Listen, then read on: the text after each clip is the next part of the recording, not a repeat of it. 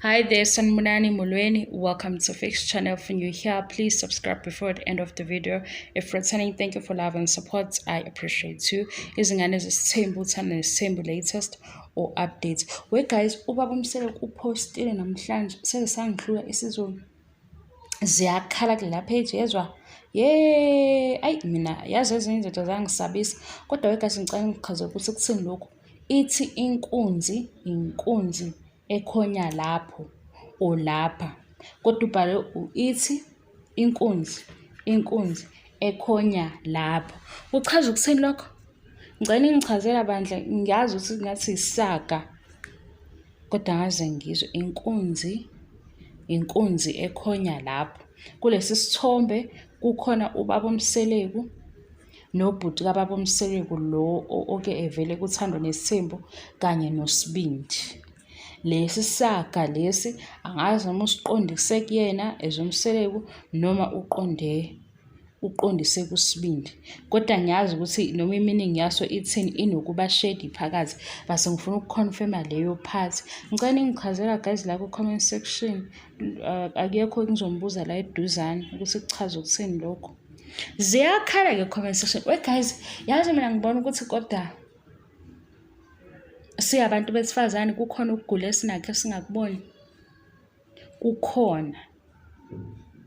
Ngiyabona ukuthi khona abaphatheke kabi kodwa ikhona indawo edinga ukulungiswa. Kukhona ukugula esinakho singakuboni. Ngiyangichazela guys, kukhona. Yabo kubutire lo postile ngiyazi ukuthi bezobe zikhala kwi-page lakhe ngoba kuMseleku namhlanje uyena.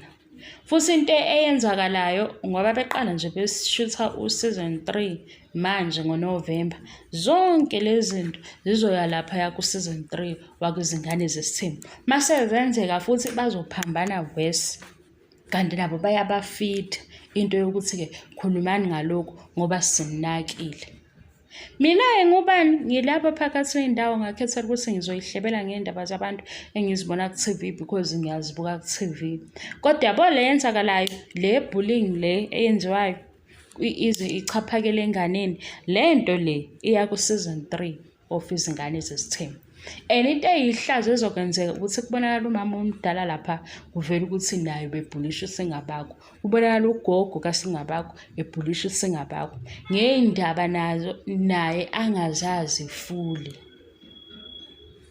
iTV isifakile kodwa kokunye phela nawe ucabangisisi.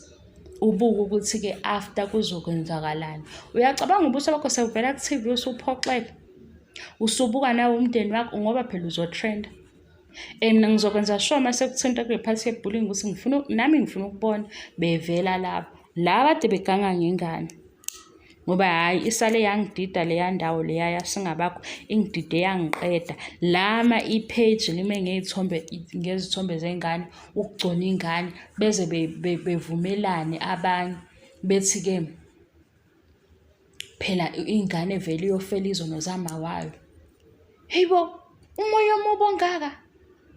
Angivaleke la sengikhuluma into eningi, ngicela ningichazele ukuthi ithi inkunzi ekhonya lapha abashongo lapho. Ungabe kuchaza ukuthini. Hayibo, asemnizome ngathi nabo banokuba shady kodwa. Base babhalile into esingasazazi ukuthi zikhuluma ngani, kodwa ngiyazi ukuthi inkunzi kuhambisana namandla. Ningichazela ngoba ngizoba nencazelo wrong. Ngifuna ukuthola ukuthi semayelana nani lesaga. Isaga lesi akusona isisho noma isisho. Ngiyabonga ke support we guys. Season 3 baqalile bayashutha. Njengoba beqalile bashutha season 3 wezingane zesithembu sizobe sinaka izinto ezinye ngoba zobe sevela lapha ku TV show mase ziyasidida. Thank you so much for love and support. Ngiyabonga ngiqedwe. Bye.